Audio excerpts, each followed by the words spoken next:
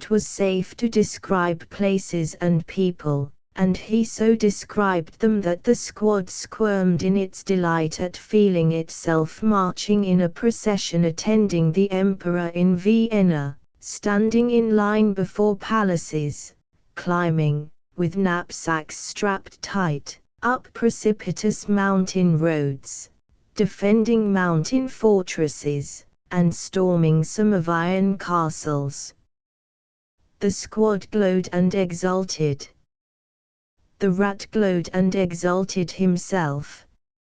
Marco watched his sharp-featured, burning-eyed face with wonder and admiration. This strange power of making things alive was, he knew, what his father would call genius.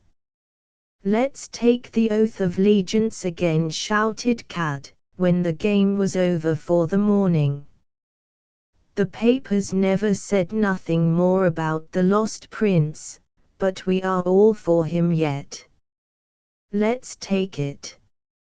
So they stood in line again, Marco at the head, and renewed their oath. "The sword in my hand, for Samovia. The heart in my breast, for Samovia. The swiftness of my sight, the thought of my brain, the life of my life, for Samovia.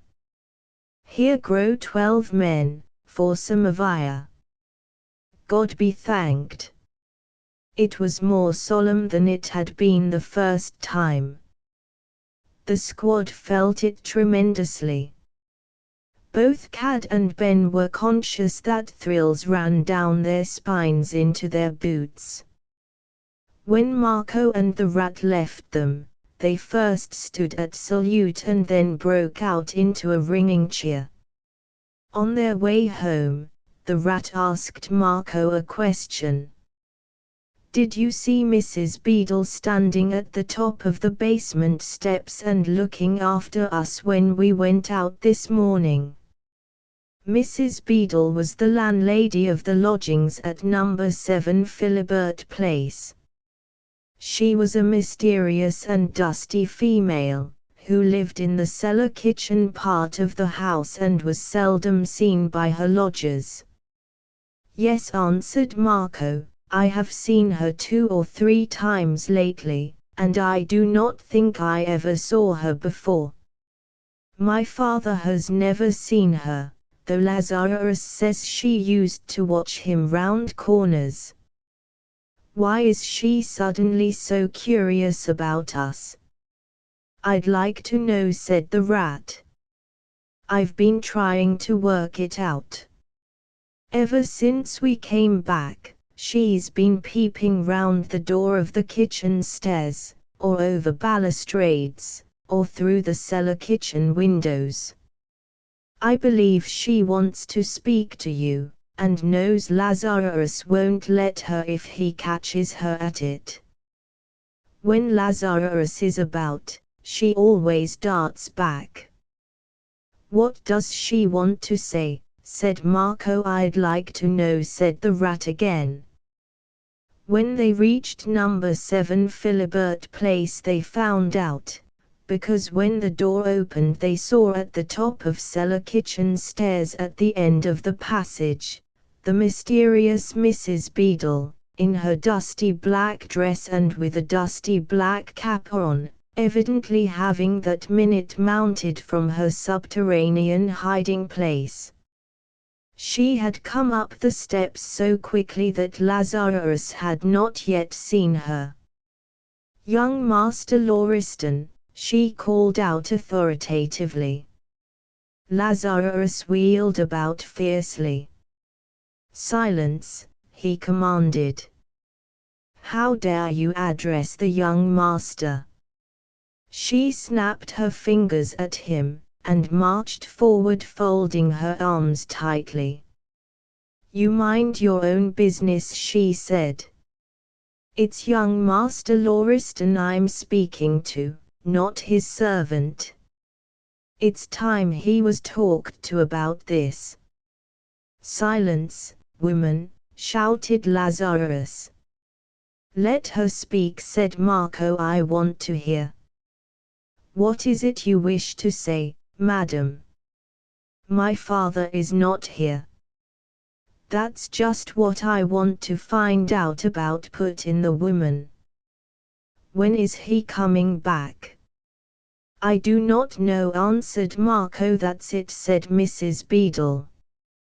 You're old enough to understand that two big lads and a big fellow like that can't have food and lodgings for nothing. You may say you don't live high, and you don't, but lodgings are lodgings and rent is rent.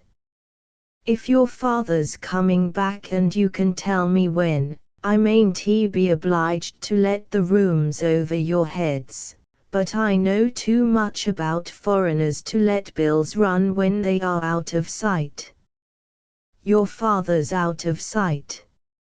He, jerking her head towards Lazarus, paid me for last week. How do I know he will pay me for this week? The money is ready, roared Lazarus. The rat longed to burst forth. He knew what people in Bone Court said to a woman like that. He knew the exact words and phrases. But they were not words and phrases an aide-de-camp might deliver himself of in the presence of his superior officer. They were not words and phrases an equerry uses at court. He dare not allow himself to burst forth. He stood with flaming eyes and a flaming face, and bit his lips till they bled. He wanted to strike with his crutches. The son of Stefan Lauriston, the bearer of the sign. There sprang up before his furious eyes the picture of the luridly lighted cavern and the frenzied crowd of men kneeling at this same boy's feet, kissing them, kissing his hands, his garments, the very earth he stood upon, worshipping him, while above the altar the kingly young face looked on with the nimbus of light like a halo above it. If he dared speak his mind now, he felt he could have endured it better. But being an aide-de-camp he could not. Do you want the money now? Asked Marco. It is only the beginning of the week and we do not owe it to you until the week is over. Is it that you want to have it now? Lazarus had become deadly pale. He looked huge in his fury, and he looked dangerous. Young master, he said slowly, in a voice as deadly as his pallor, and he actually spoke low, this woman, Mrs. Beadle drew back towards the cellar kitchen steps. There's police outside, she shrilled. Young Master Lauriston, order him to stand back. No one will hurt you, said Marco, if you have the money here. Lazarus, please give it to me. Lazarus literally ground his teeth. But he drew himself up and saluted with ceremony. He put his hand in his breast pocket and produced an old leather wallet. There were but a few coins in it. He pointed to a gold one.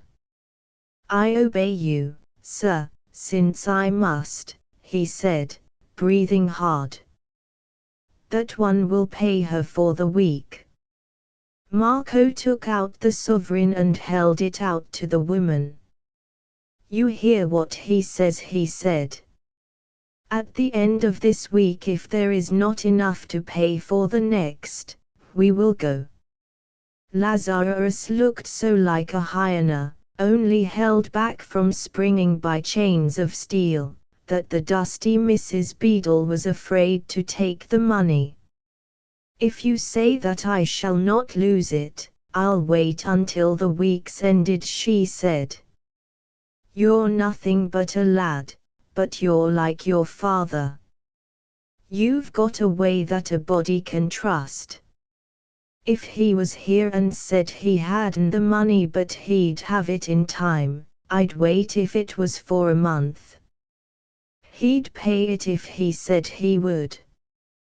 But he's gone, and 2 boys and a fellow like that one don't seem much to depend on. But I'll trust you. Be good enough to take it, said Marco.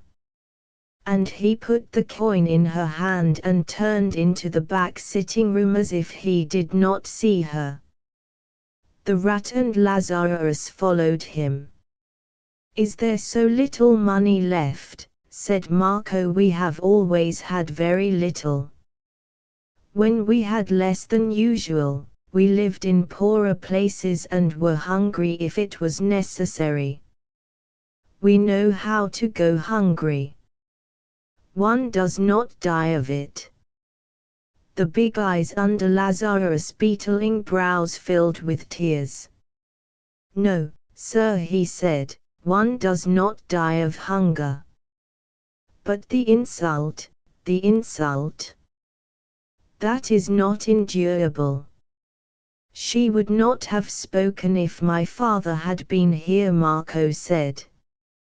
And it is true that boys like us have no money. Is there enough to pay for another week? Yes, sir, answered Lazarus, swallowing hard as if he had a lump in his throat. Perhaps enough for 2, if we eat but little. If the master would accept money from those who would give it, he would always have had enough. But how could such a one as he? How could he? When he went away, he thought that, but there he stopped himself suddenly. Never mind, said Marco, never mind. We will go away the day we can pay no more. I can go out and sell newspapers, said the rat's sharp voice. I've done it before. Crutches help you to sell them. The platform would sell 'em faster still. I'll go out on the platform. I can sell newspapers, too, said Marco. Lazarus uttered an exclamation like a groan. Sir, he cried, no, no. Am I not here to go out and look for work? I can carry loads. I can run errands. We will all 3 begin to see what we can do, Marco said. Then, exactly as had happened on the day of their return from their journey, there arose in the road outside the sound of newsboys shouting. This time the outcry seemed even more excited than before. The boys were running and yelling, and there seemed more of them than usual. And above all other words was heard Samovaya. Samovaya. But today the rat did not rush to the door at the first cry. He stood still. For several seconds they all 3 stood still, listening. Afterwards each one remembered and told the others that he had stood still because some strange, strong feeling held him waiting as if to hear some great thing. It was Lazarus who went out of the room first, and the rat and Marco followed him. One of the upstairs lodgers had run down in haste and opened the door to buy newspapers and ask questions. The newsboys were wild with excitement and danced about as they shouted. The piece of news they were yelling had evidently a popular quality. The lodger bought 2 papers and was handing out coppers to a lad who was talking loud and fast. Here's a go, he was saying. A secret party's risen up and taken Samovaya. Twixt night and morning they done it. That their lost prince descendant has turned up, and they've crowned him. Twixt night and morning they done it. Clapped his crown on his head, so's they'd lose no time. And off he bolted, shouting, "Sendant of lost prince! Sendant of lost prince made king of Samavia!" It was then that Lazarus, forgetting even ceremony, bolted also.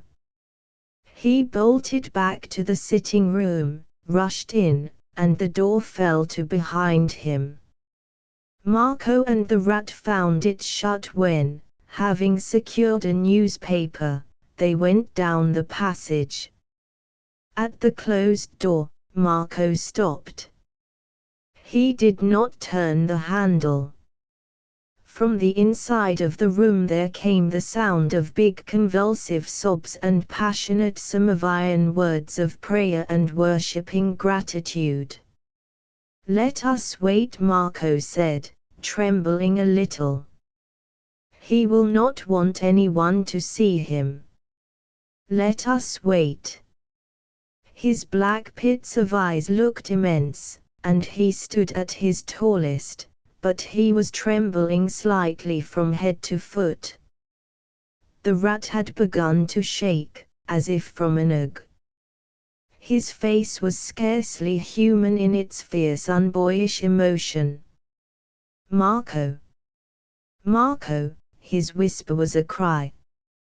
That was what he went for, because he knew.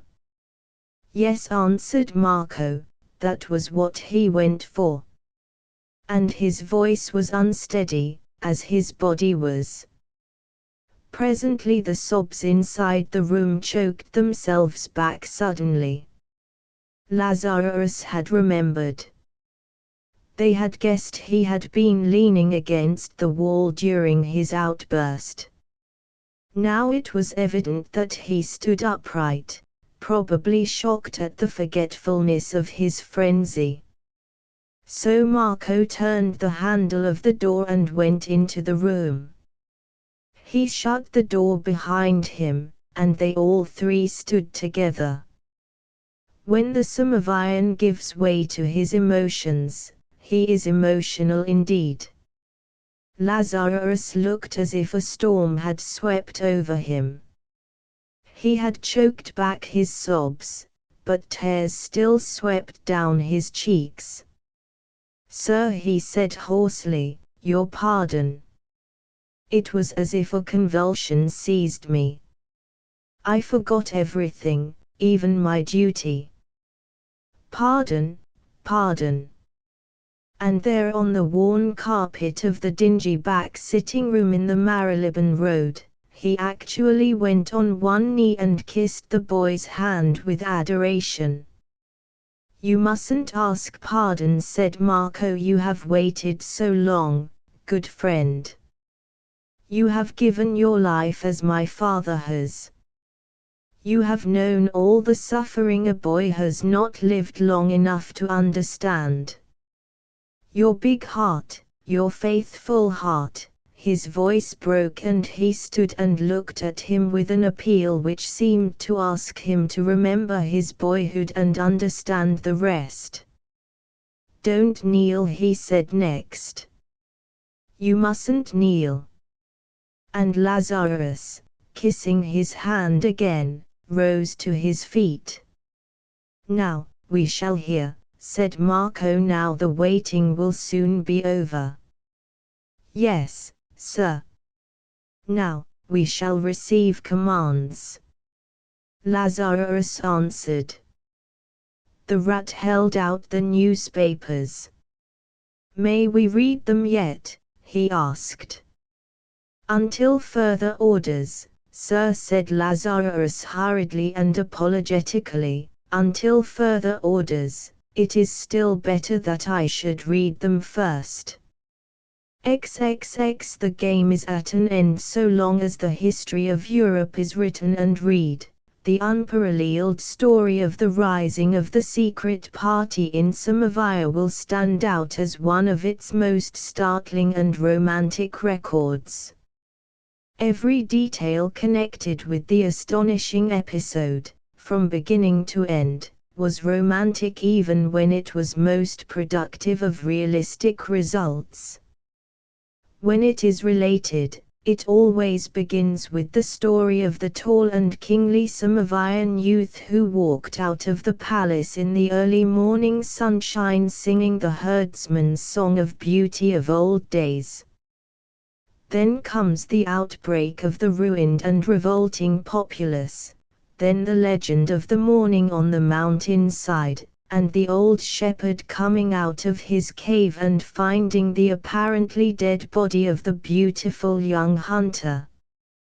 Then the secret nursing in the cavern, then the jolting cart piled with sheepskins crossing the frontier, and ending its journey at the barred entrance of the monastery and leaving its mysterious burden behind. And then the bitter hate and struggle of dynasties, and the handful of shepherds and herdsmen meeting in their cavern and binding themselves and their unborn sons and sons' sons by an oath never to be broken. Then the passing of generations and the slaughter of peoples and the changing of kings, and always that oath remembered, and the forgers of the sword, at their secret work, hidden in forests and caves. Then the strange story of the uncrowned kings who, wandering in other lands, lived and died in silence and seclusion, often laboring with their hands for their daily bread, but never forgetting that they must be kings, and ready, even though Samovia never called. Perhaps the whole story would fill too many volumes to admit of it ever being told fully. But history makes the growing of the secret party clear, though it seems almost to cease to be history, in spite of its efforts to be brief and speak only of dull facts, when it is forced to deal with the bearing of the sign by two mere boys, who, being blown as unremarked as any 2 grains of dust across Europe, lit the lamp whose flame so flared up to the high heavens that as if from the earth itself there sprang forth Samovians by the thousands ready to feed it, Eyarovich and Maranovich. Swept aside forever and only Samovians remaining to cry aloud in ardent praise and worship of the God who had brought back to them their lost prince. The battle cry of his name had ended every battle. Swords fell from hands because swords were not needed. The Eyarovich fled in terror and dismay, the Maranovich were nowhere to be found. Between night and morning, as the newsboy had said, the standard of Ivor was raised and waved from palace and citadel alike. From mountain, forest and plain, from city, village and town, its followers flocked to swear allegiance. Broken and wounded legions staggered along the roads to join and kneel to it. Women and children followed, weeping with joy and chanting songs of praise. The powers held out their scepters to the lately prostrate and ignored country. Trainloads of food and supplies of all things needed began to cross the frontier, the aid of nations was bestowed.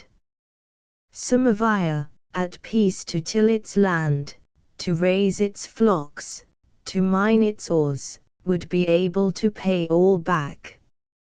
Samovia in past centuries had been rich enough to make great loans, and had stored such harvests as warring countries had been glad to call upon.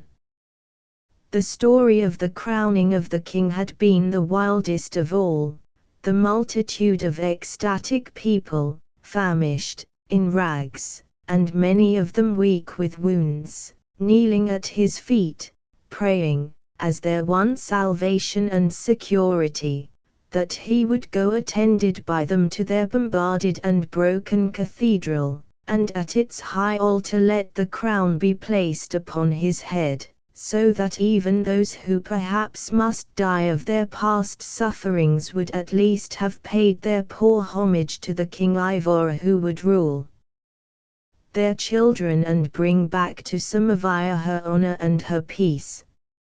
Ivor, Ivor, they chanted like a prayer, Ivor, Ivor, in their houses, by the roadside, in the streets. The story of the coronation in the shattered cathedral, whose roof had been torn to fragments by bombs, said an important London paper, reads like a legend of the Middle Ages. But, upon the whole, there is in Samovaya's national character something of the medieval, still. Lazarus, having bought and read in his top-floor room every newspaper recording the details which had reached London, returned to report almost verbatim, standing erect before Marco, the eyes under his shaggy brows sometimes flaming with exultation, sometimes filled with a rush of tears. He could not be made to sit down. His whole big body seemed to have become rigid with magnificence. Meeting Mrs. Beadle in the passage, he strode by her with an air so thunderous that she turned and scuttled back to her cellar kitchen, almost falling down the stone steps in her nervous terror. In such a mood, he was not a person to face without something like awe. In the middle of the night, the rat suddenly spoke to Marco as if he knew that he was awake and would hear him. "He has given all his life to Samovaya," he said. "When you traveled from country to country, and lived in holes and corners, it was because by doing it he could escape spies, and see the people who must be made to understand. No one else could have made them listen. An emperor would have begun to listen when he had seen his face and heard his voice. And he could be silent, and wait for the right time to speak. He could keep still when other men could not. He could keep his face still, and his hands, and his eyes. Now all Samovaya knows what he has done, and that he has been the greatest patriot in the world. We both saw what Samovayans were like that night in the cavern. They will go mad with joy when they see his face." "They have seen it now," said Marco, in a low voice from his bed. Then there was a long silence, though it was not quite silence because the rat's breathing was so quick and hard. "He must have been at that coronation," he said at last. "The king, what will the king do to repay him?"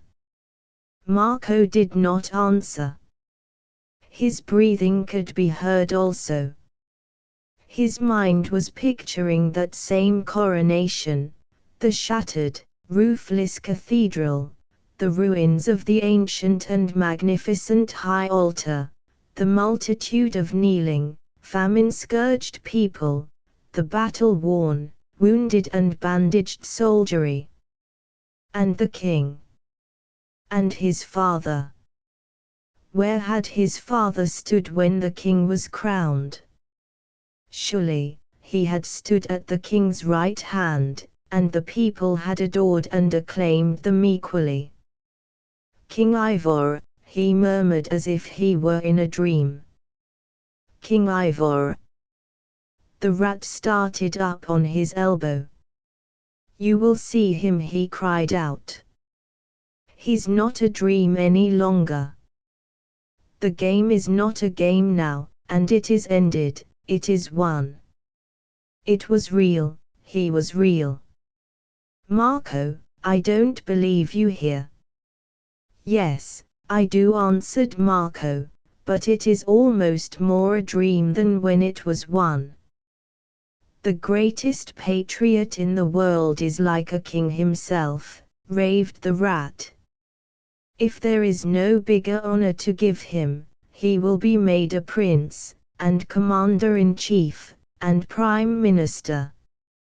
Can't you hear those Samovayans shouting, and singing, and praying. You'll see it all.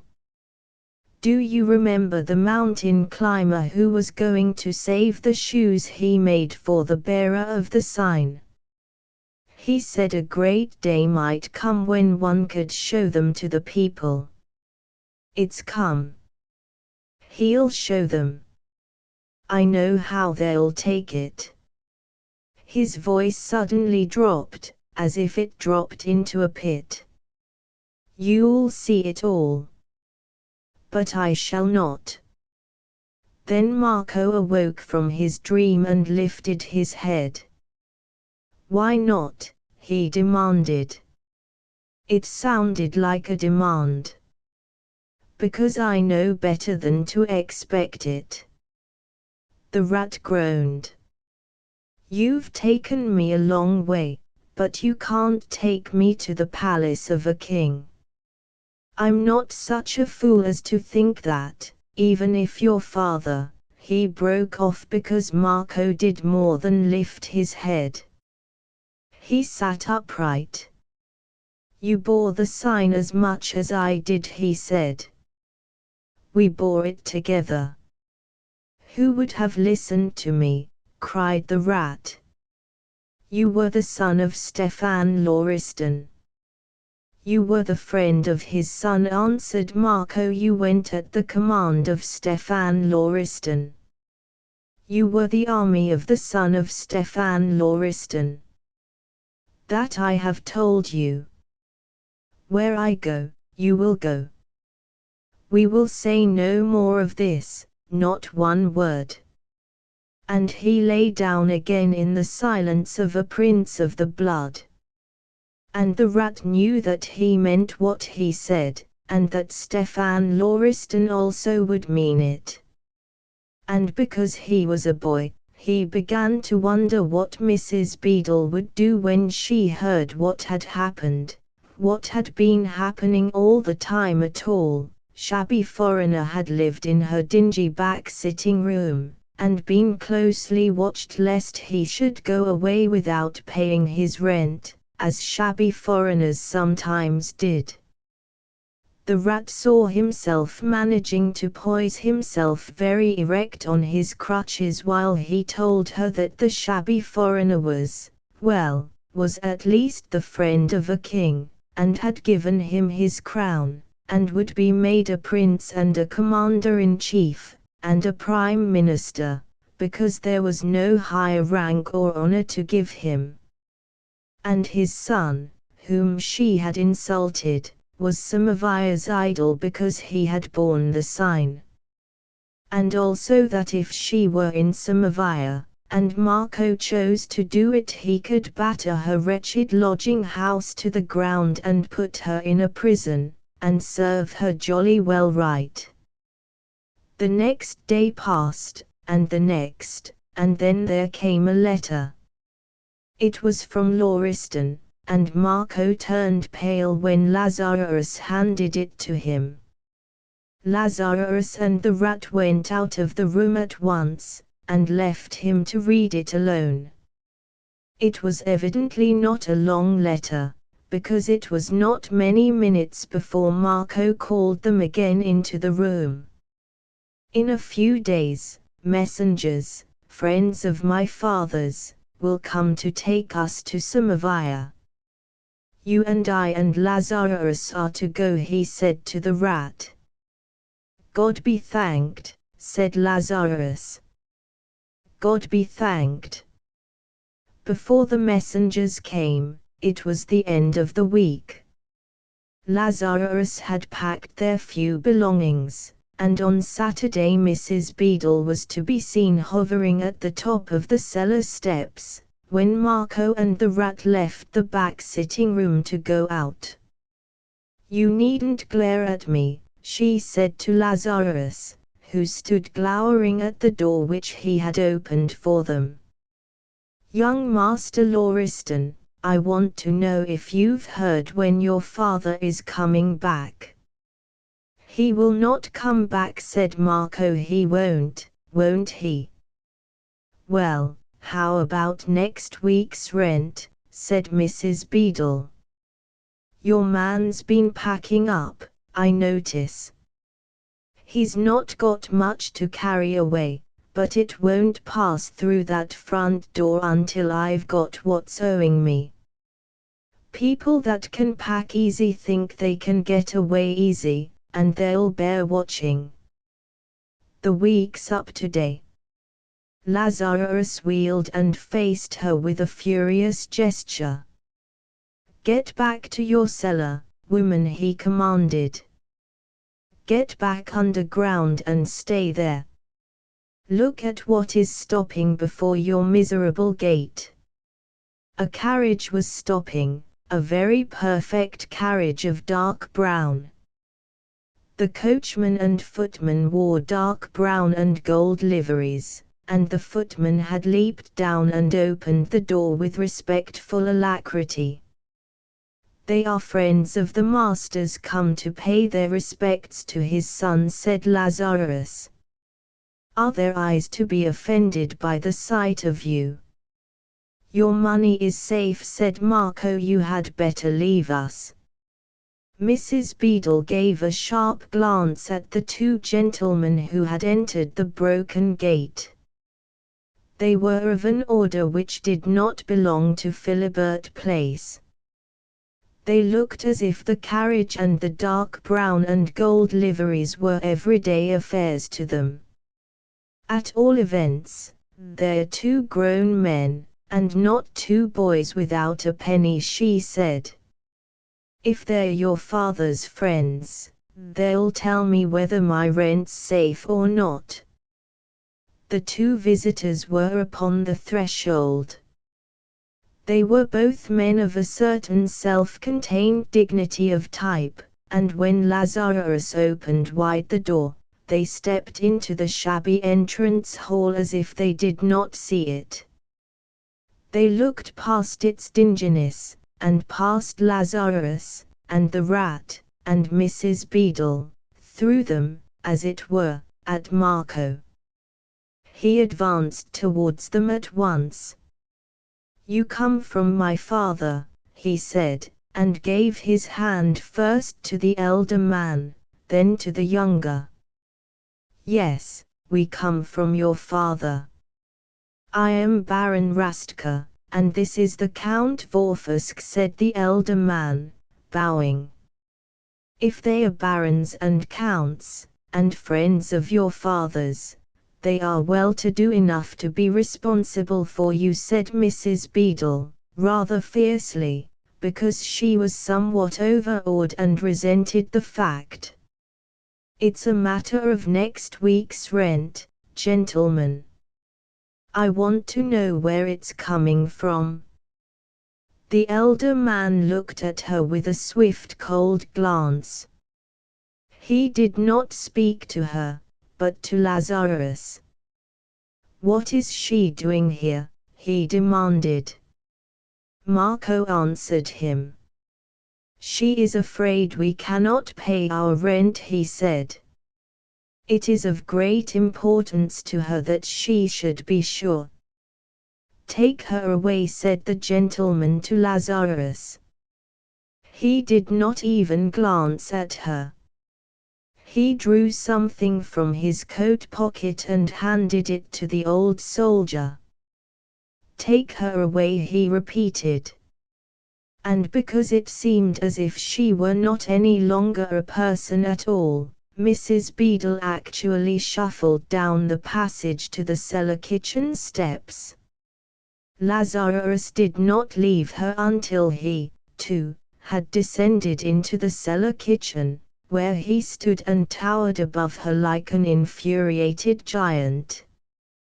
Tomorrow he will be on his way to Samovia, miserable woman, he said. Before he goes, it would be well for you to implore his pardon. But Mrs. Beadle's point of view was not his. She had recovered some of her breath. I don't know where Samovia is, she raged, as she struggled to set her dusty, black cap straight. I'll warrant it's one of these little foreign countries you can scarcely see on the map, and not a decent English town in it. He can go as soon as he likes, so long as he pays his rent before he does it. Samavia, indeed. You talk as if he was Buckingham Palace. XXXI the son of Stefan Lauriston, when a party composed of 2 boys attended by a big soldierly manservant and accompanied by 2 distinguished-looking, elderly men, of a marked foreign type, appeared on the platform of Charing Cross station, they attracted a good deal of attention. In fact, the good looks and strong, well-carried body of the handsome lad with the thick black hair would have caused eyes to turn towards him even if he had not seemed to be regarded as so special a charge by those who were with him. But in a country where people are accustomed to seeing a certain manner and certain forms observed in the case of persons, however young, who are set apart by the fortune of rank and distinction, and where the populace also rather enjoys the sight of such demeanor, it was inevitable that more than one quick-sighted looker-on should comment on the fact that this was not an ordinary group of individuals. "See that fine, big lad over there," said a workman, whose head, with a pipe in its mouth, stuck out of a third-class smoking carriage window. "He's some sort of a young swell, I'll lay a shilling. Take a look at him," to his mate inside.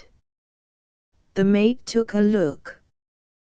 The pair were of the decent, polytechnic-educated type, and were shrewd at observation. "Yes, he's some sort of young swell," he summed him up. "But he's not English by a long chalk. He must be a young Turk, or Russian, sent over to be educated. His suite looks like it. All but the ferret-faced chap on crutches. Wonder what he is." A good-natured-looking guard was passing, and the first man hailed him. "Have we got any swells traveling with us this morning?" he asked, jerking his head towards the group. "That looks like it. Anyone leaving Windsor or Sandringham to cross from Dover today?" The man looked at the group curiously for a moment and then shook his head. "They do look like something or other," he answered, "but no one knows anything about them. Everybody's safe in Buckingham Palace and Marlborough House this week. No one either going or coming. No observer, it is true, could have mistaken Lazarus for an ordinary attendant escorting an ordinary charge. If silence had not still been strictly the order, he could not have restrained himself. As it was, he bore himself like a grenadier, and stood by Marco as if across his dead body alone could anyone approach the lad. "Until we reach Melzer," he had said with passion to the 2 gentlemen, "until I can stand before my master and behold him embrace his son, behold him, I implore that I may not lose sight of him night or day. On my knees, I implore that I may travel, armed, at his side. I am but his servant, and have no right to occupy a place in the same carriage. But put me anywhere. I will be deaf, dumb, blind to all but himself. Only permit me to be near enough to give my life if it is needed. Let me say to my master, I never left him." "We will find a place for you," the elder man said, "and if you are so anxious, you may sleep across his threshold when we spend the night at a hotel." "I will not sleep," said Lazarus. "I will watch. Suppose there should be demons of Maranovich loose and infuriated in Europe. Who knows?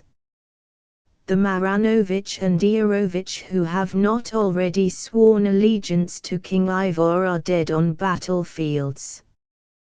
The remainder are now Fedorovich and praising God for their king," was the answer Baron Rastka made him. But Lazarus kept his guard unbroken. When he occupied the next compartment to the one in which Marco traveled, he stood in the corridor throughout the journey. When they descended at any point to change trains, he followed close at the boy's heels, his fierce eyes on every side at once and his hand on the weapon hidden in his broad leather belt. When they stopped to rest in some city, he planted himself in a chair by the bedroom door of his charge, and if he slept he was not aware that nature had betrayed him into doing so. If the journey made by the young bearers of the sign had been a strange one, this was strange by its very contrast. Throughout that pilgrimage, 2 uncared-for waifs in worn clothes had traveled from one place to another, sometimes in 3rd or 4th class Continental Railroad carriages, sometimes in jolting diligences, sometimes in peasants' carts, sometimes on foot by side roads and mountain paths, and forest ways. Now, 2 well-dressed boys in the charge of 2 men of the class whose orders are obeyed, journeyed in compartments reserved for them, their traveling appurtenances supplying every comfort that luxury could provide. The Rat had not known that there were people who traveled in such a manner, that wants could be so perfectly foreseen, that railroad officials, porters at stations, the staff of restaurants, could be by magic transformed into active and eager servants. To lean against the upholstered back of a railway carriage and in luxurious ease look through the window at passing beauties, and then to find books at your elbow and excellent meals appearing at regular hours. These unknown perfections made it necessary for him at times to pull himself together and give all his energies to believing that he was quite awake. Awake he was, and with much on his mind to work out, so much, indeed, that on the first day of the journey he had decided to give up the struggle, and wait until fate made clear to him such things as he was to be allowed to understand of the mystery of Stefan Lauriston. What he realized most clearly was that the fact that the son of Stefan Lauriston was being escorted in private state to the country his father had given his life's work to, was never for a moment forgotten. The Baron Rastka and Count Vorfusk were of the dignity and courteous reserve which marks men of distinction. Marco was not a mere boy to them, he was the son of Stefan Lauriston, and they were Samovians.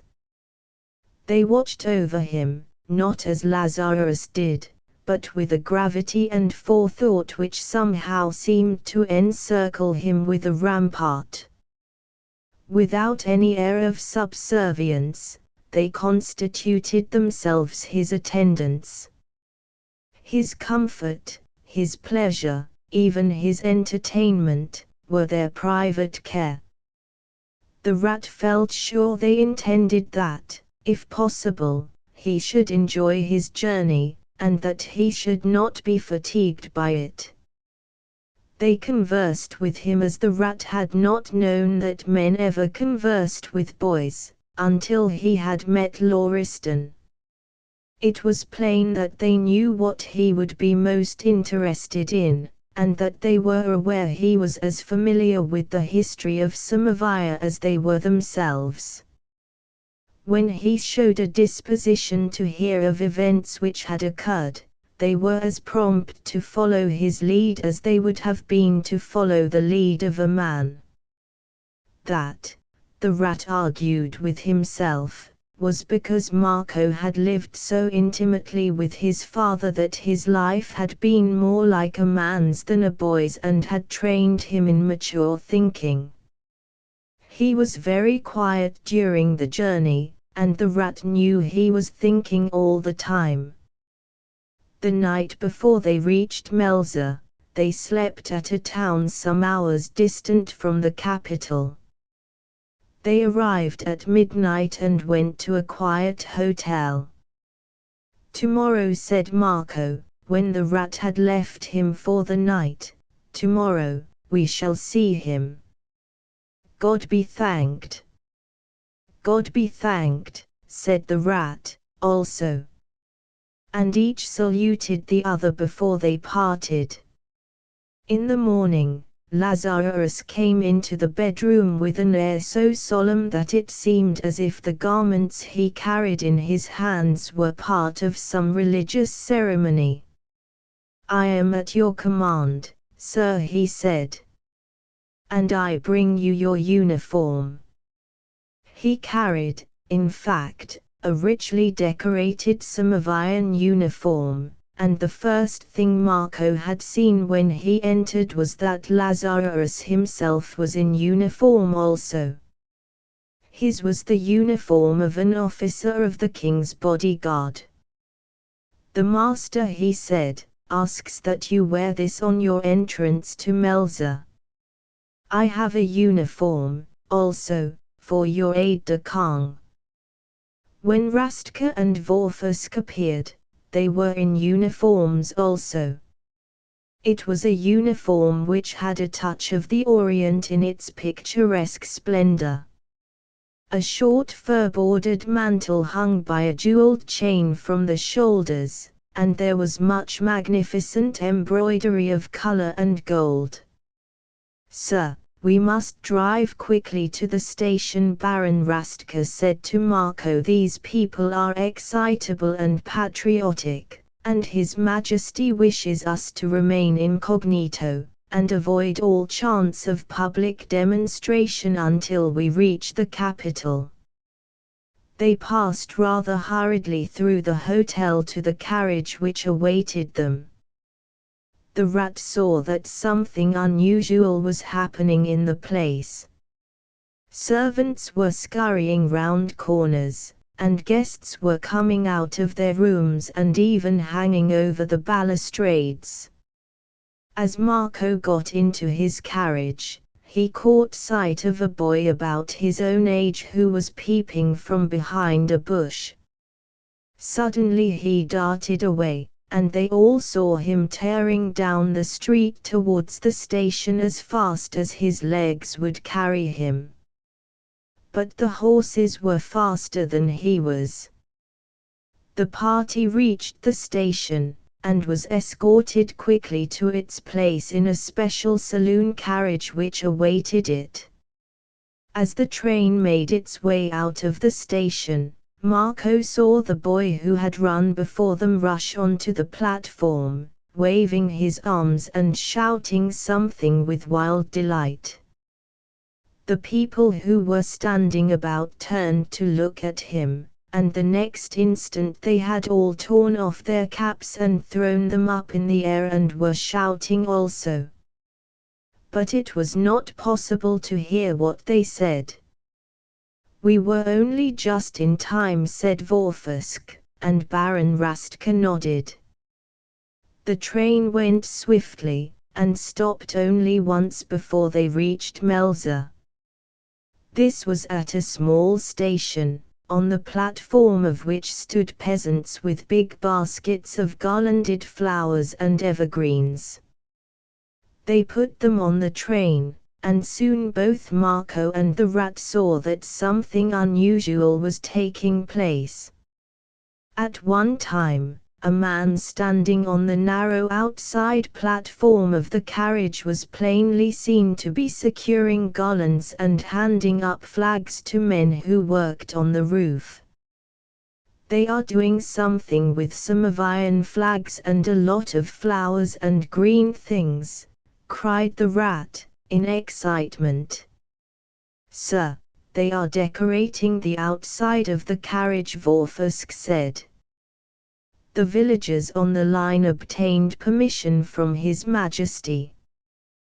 The son of Stefan Lauriston could not be allowed to pass their homes without their doing homage."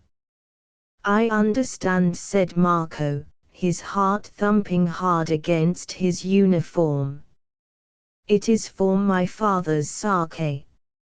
At last, embowered, garlanded, and hung with waving banners, the train drew in at the chief station at Melza.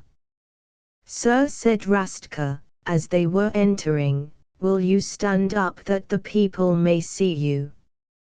Those on the outskirts of the crowd will have the merest glimpse, but they will never forget." Marco stood up. The others grouped themselves behind him. There arose a roar of voices, which ended almost in a shriek of joy which was like the shriek of a tempest. Then there burst forth the blare of brazen instruments playing the national hymn of Samovia, and mad voices joined in it. If Marco had not been a strong boy, and long trained in self-control, what he saw and heard might have been almost too much to be borne. When the train had come to a full stop, and the door was thrown open, even Rastka's dignified voice was unsteady as he said, "Sir, lead the way. It is for us to follow." And Marco, erect in the doorway, stood for a moment, looking out upon the roaring, acclaiming, weeping, singing and swaying multitude, and saluted just as he had saluted the squad, looking just as much a boy, just as much a man, just as much a thrilling young human being. Then, at the sight of him standing so, it seemed as if the crowd went mad, as the forgers of the sword had seemed to go mad on the night in the cavern. The tumult rose and rose, the crowd rocked, and leapt, and, in its frenzy of emotion, threatened to crush itself to death. But for the lines of soldiers, there would have seemed no chance for anyone to pass through it alive. "I am the son of Stefan Lauriston," Marco said to himself, in order to hold himself steady. "I am on my way to my father." Afterward, he was moving through the line of guarding soldiers to the entrance, where two great state carriages stood, and there, outside, waited even a huger and more frenzied crowd than that left behind. He saluted there again, and again, and again, on all sides. It was what they had seen the emperor do in Vienna. He was not an emperor, but he was the son of Stefan Lauriston who had brought back the king. "You must salute, too," he said to the rat, when they got into the state carriage. "Perhaps my father has told them. It seems as if they knew you." The rat had been placed beside him on the carriage seat. He was inwardly shuddering with a rapture of exultation which was almost anguish. The people were looking at him, shouting at him. Surely it seemed like it when he looked at the faces nearest in the crowd. "Perhaps Lauriston, listen," said Marco suddenly, as the carriage rolled on its way. "They are shouting to us in Samovian, the bearers of the sign. That is what they are saying now. The bearers of the sign. They were being taken to the palace. That Baron Rastka and Count Vorfusk had explained in the train. His Majesty wished to receive them. Stefan Lauriston was there also. The city had once been noble and majestic. It was somewhat oriental, as its uniforms and national costumes were. There were domed and pillared structures of white stone and marble, there were great arches, and city gates, and churches. But many of them were half in ruins through war, and neglect, and decay. They passed the half-unroofed cathedral, standing in the sunshine in its great square, still in all its disaster one of the most beautiful structures in Europe. In the exultant crowd were still to be seen haggard faces, men with bandaged limbs and heads or hobbling on sticks and crutches. The richly colored native costumes were most of them worn to rags. But their wearers had the faces of creatures plucked from despair to be lifted to heaven. "Ivor! Ivor!" they cried, "Ivor!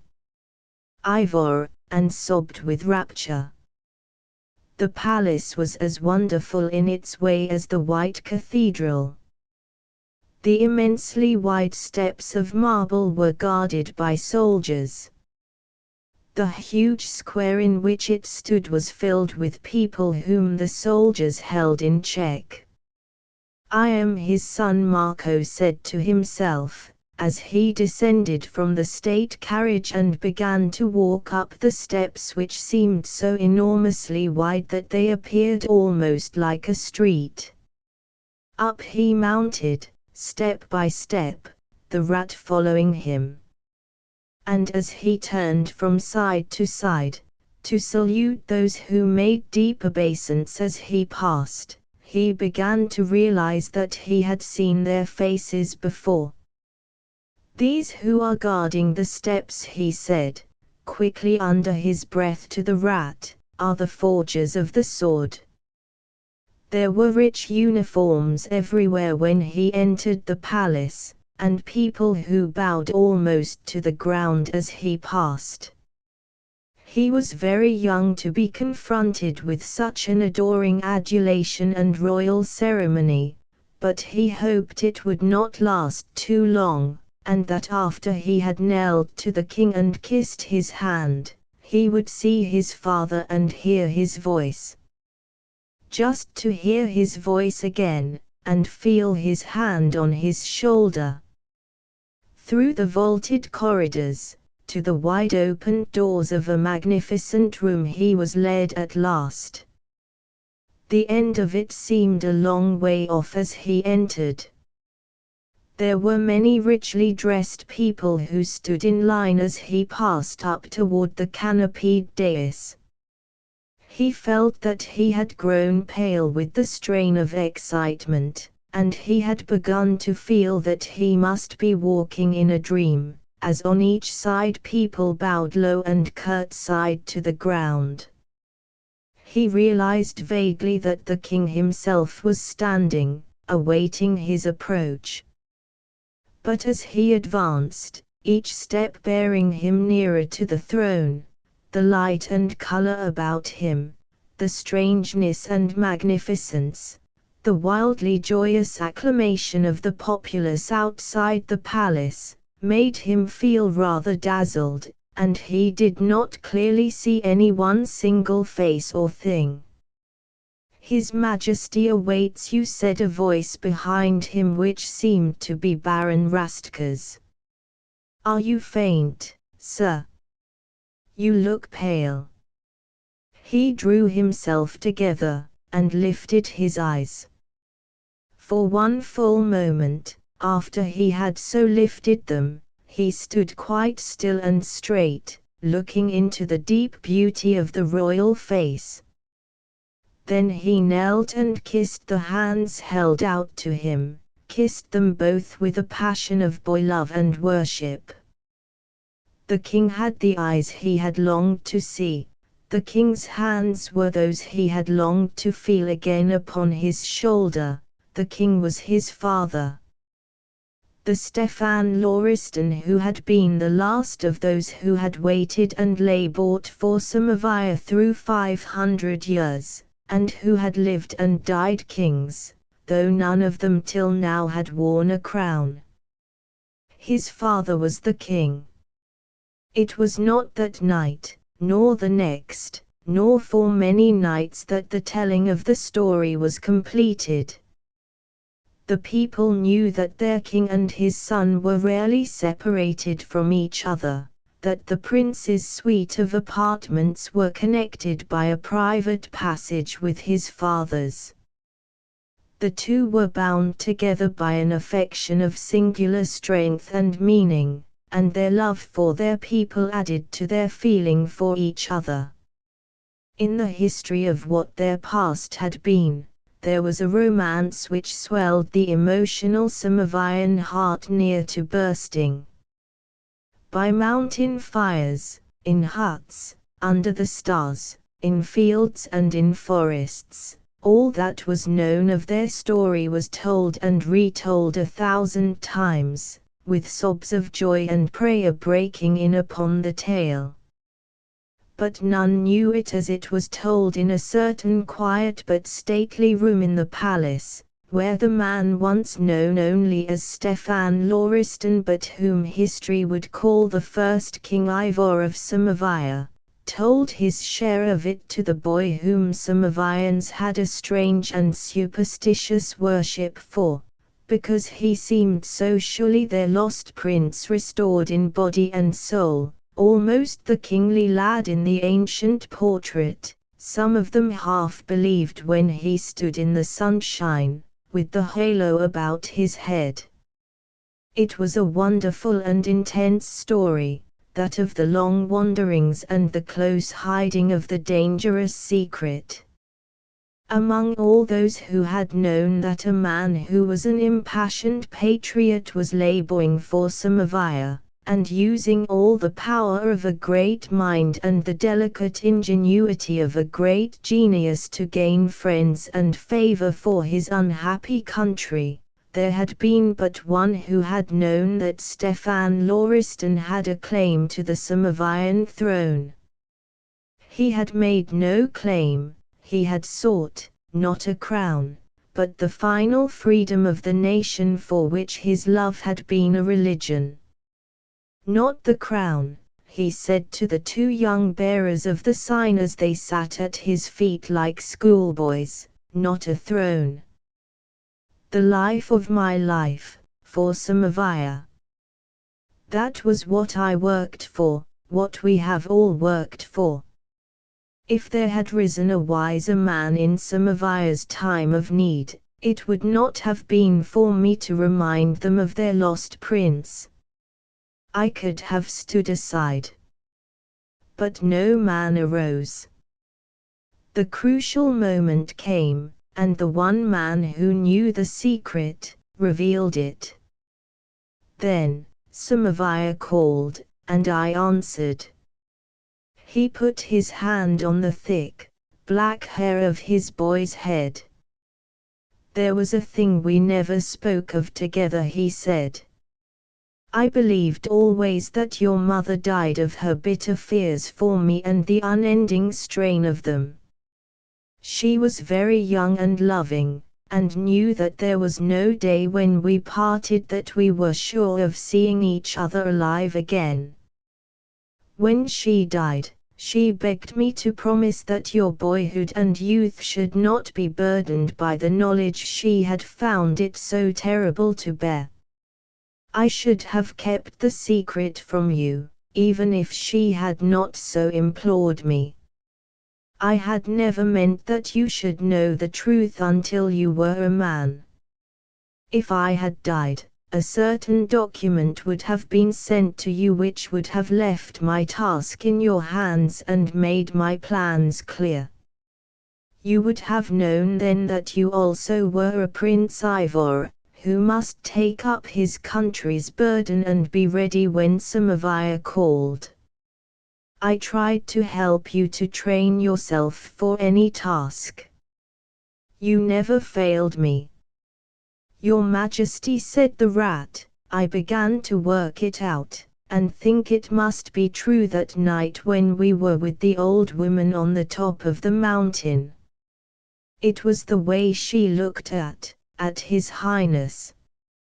Say Marco threw in Prince Ivor. It's easier. He was my army, father.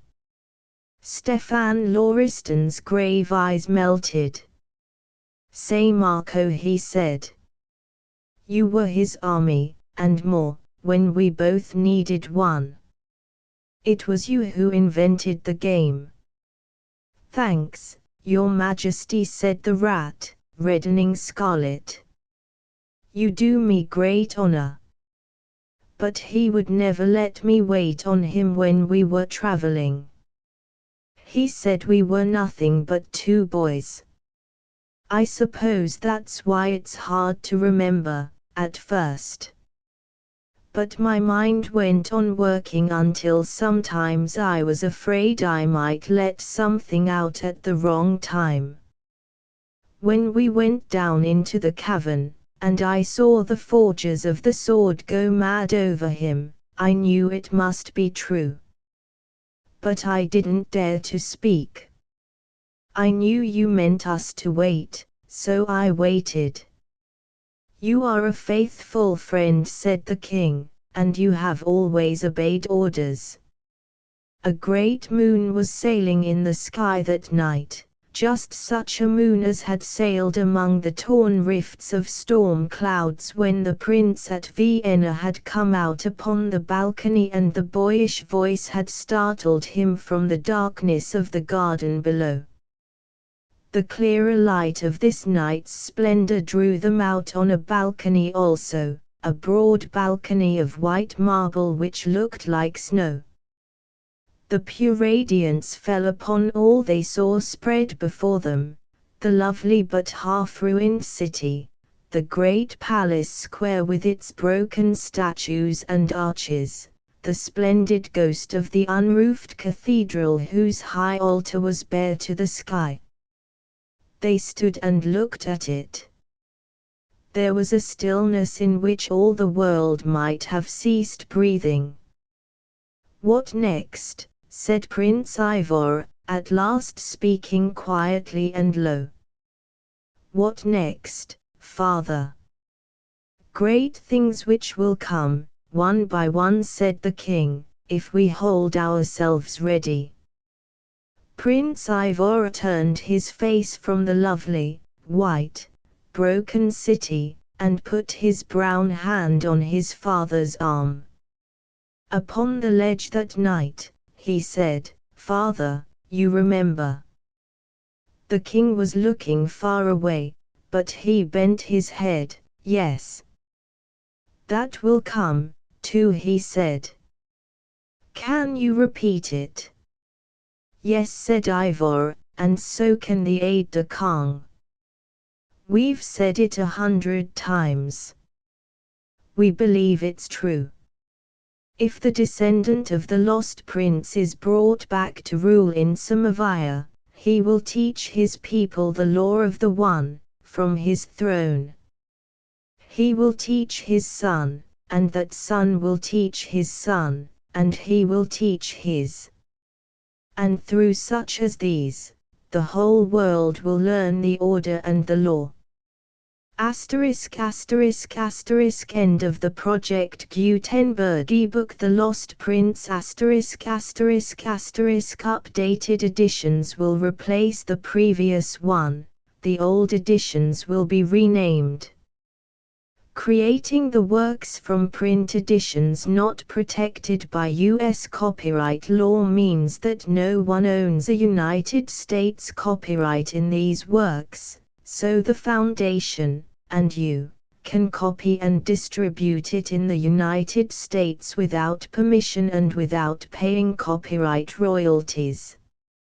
Special rules. set forth in the general terms of use part of this license, apply to copying and distributing Project Gutenberg trademark symbol electronic works to protect the Project Gutenberg trademark symbol concept and trademark.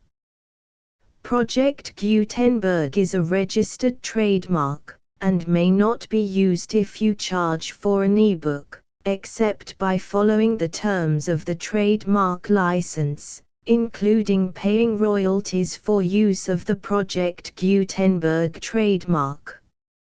If you do not charge anything for copies of this ebook, complying with the trademark license is very easy. You may use this ebook for nearly any purpose, such as creation of derivative works, reports, performances and research. Project Gutenberg ebooks may be modified and printed and given away. You may do practically anything in the United States with ebooks not protected by U.S. copyright law.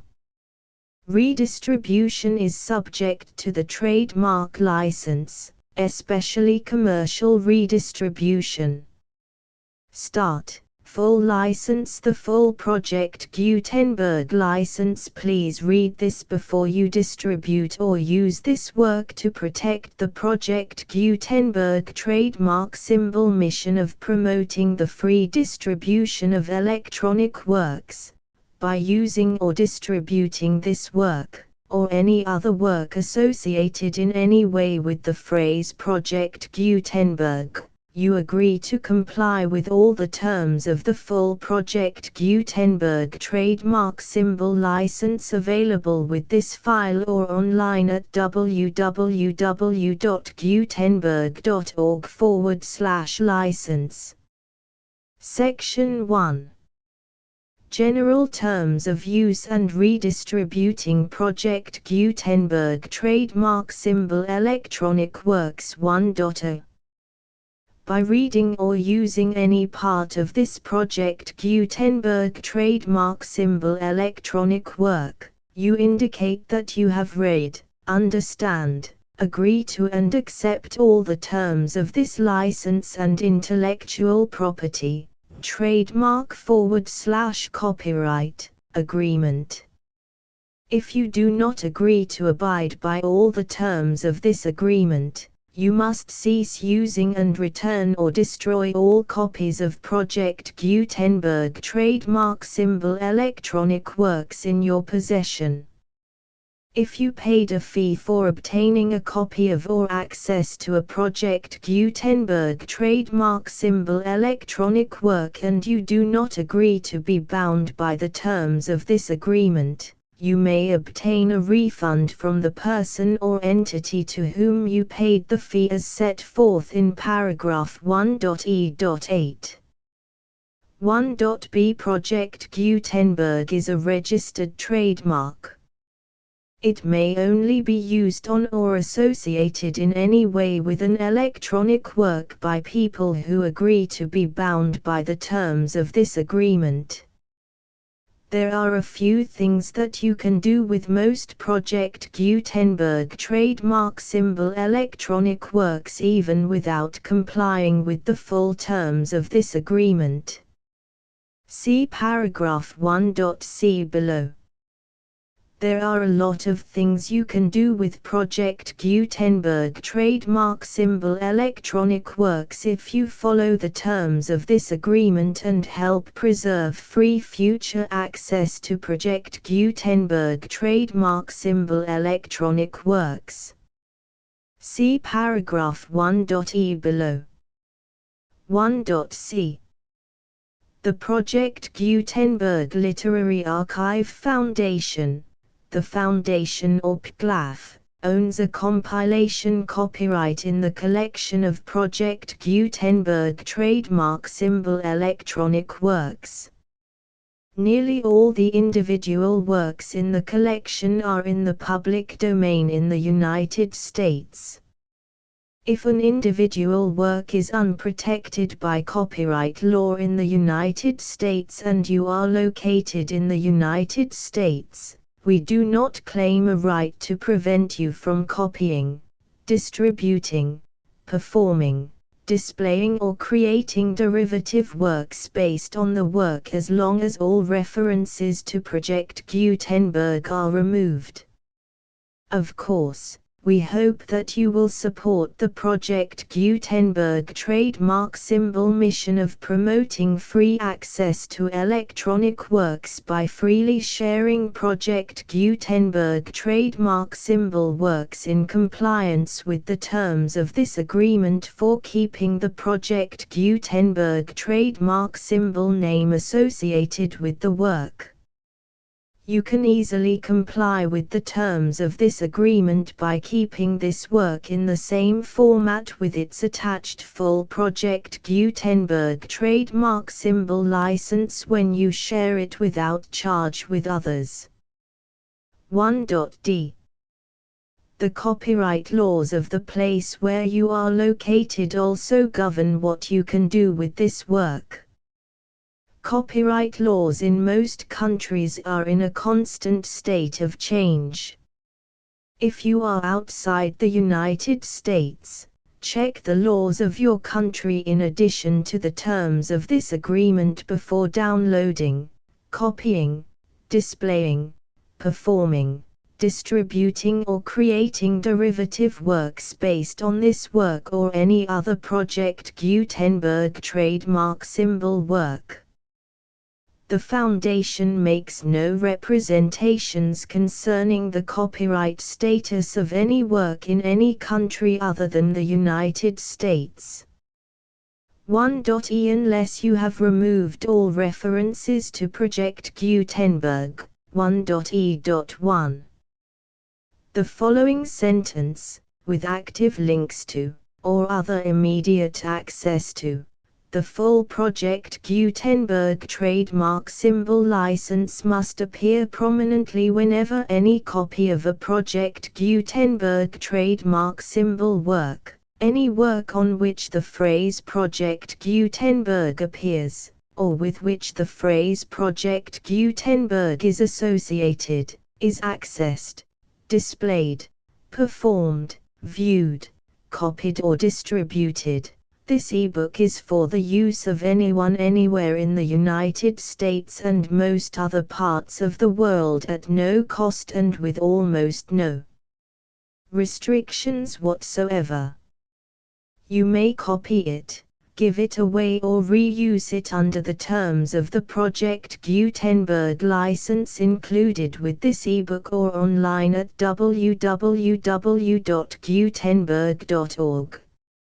If you are not located in the United States, you will have to check the laws of the country where you are located before using this ebook. 1.e.2.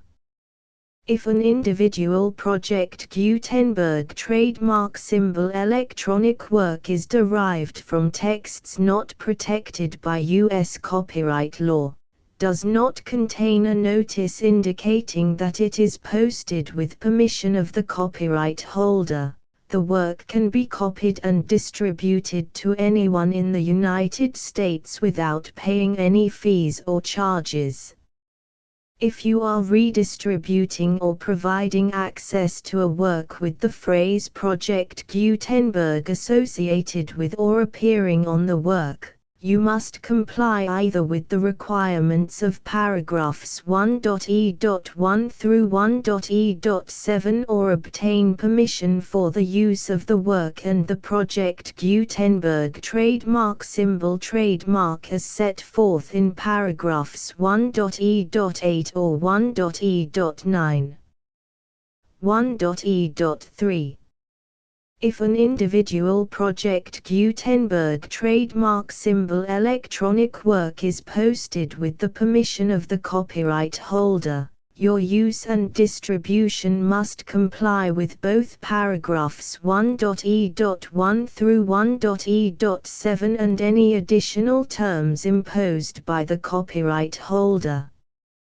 Additional terms will be linked to the Project Gutenberg trademark symbol license for all works posted with the permission of the copyright holder found at the beginning of this work.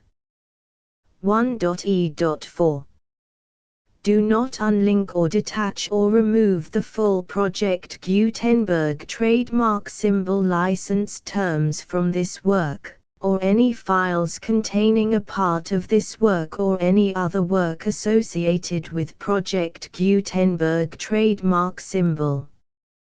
1.e.5 Do not copy, display, perform, distribute or redistribute this electronic work, or any part of this electronic work, without prominently displaying the sentence set forth in paragraph 1.e.1 with active links or immediate access to the full terms of the Project Gutenberg trademark symbol license. 1.e.6 You may convert to and distribute this work in any binary, compressed, marked up, non-proprietary or proprietary form, including any word processing or hypertext form. However, if you provide access to or distribute copies of a Project Gutenberg trademark symbol work in a format other than plain vanilla ASCII or other format used in the official version posted on the official Project Gutenberg trademark symbol website, www.gutenberg.org, you must, at no additional cost, fee or expense to the user, provide a copy, a means of exporting a copy, or a means of obtaining a copy upon request, of the work in its original plain vanilla ASCII or other form. Any alternate format must include the full Project Gutenberg trademark symbol license as specified in paragraph 1.e.1. 1.e.7 Do not charge a fee for access to, viewing, displaying, performing, copying or distributing any Project Gutenberg trademark symbol works unless you comply with paragraph 1.e.8 or 1.e.9. 1.e.8 You may charge a reasonable fee for copies of or providing access to or distributing Project Gutenberg trademark symbol electronic works provided that you pay a royalty fee of 20% of the gross profits you derive from the use of Project Gutenberg trademark symbol works calculated using the method you already use to calculate your applicable taxes. The fee is owed to the owner of the Project Gutenberg trademark symbol trademark, but he has agreed to donate royalties under this paragraph to the Project Gutenberg Literary Archive Foundation. Royalty payments must be paid within 60 days following each date on which you prepare, or are legally required to prepare, your periodic tax returns. Royalty payments should be clearly marked as such and sent to the Project Gutenberg Literary Archive Foundation at the address specified in Section 4, Information about donations to the Project Gutenberg Literary Archive Foundation. You provide a full refund of any money paid by a user who notifies you in writing, or by email, within 30 days of receipt that he does not agree to the terms of the full Project Gutenberg trademark symbol license. You must require such a user to return or destroy all copies of the works possessed in a physical medium and discontinue all use of and all access to other copies of Project Gutenberg trademark symbol works. You provide, in accordance with paragraph 1.f.3, a full refund of any money paid for a work or a replacement copy, if a defect in the electronic work is discovered and reported to you within 90 days of receipt of the work. You comply with all other terms of this agreement for free distribution of Project Gutenberg trademark symbol works. 1.e.9. If you wish to charge a fee or distribute a Project Gutenberg trademark symbol electronic work or group of works on different terms than are set forth in this agreement, you must obtain permission in writing from the Project Gutenberg Literary Archive Foundation, the manager of the Project Gutenberg trademark symbol trademark. Contact the Foundation as set forth in Section 3 below. 1.f1.f.1 Project Gutenberg volunteers and employees expend considerable effort to identify, do copyright research on, transcribe and proofread works not protected by U.S. copyright law in creating the Project Gutenberg trademark symbol collection. Despite these efforts, Project Gutenberg trademark symbol electronic works, and the medium on which they may be stored, may contain defects such as, but not limited to, incomplete, inaccurate or corrupt data, transcription errors, a copyright or other intellectual property infringement, a defective or damaged disk or other medium, a computer virus, or computer codes that damage or cannot be read by your equipment.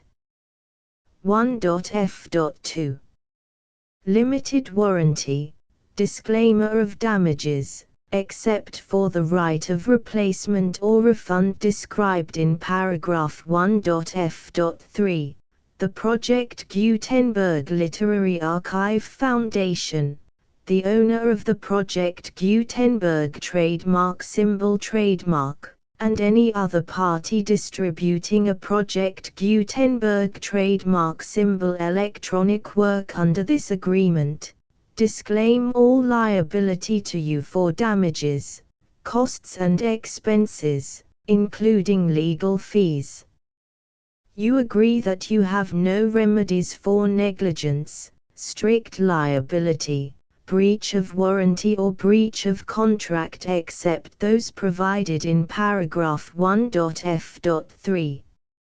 You agree that the Foundation, the trademark owner, and any distributor under this agreement will not be liable to you for actual, direct, indirect, consequential, punitive or incidental damages even if you give notice of the possibility of such damage,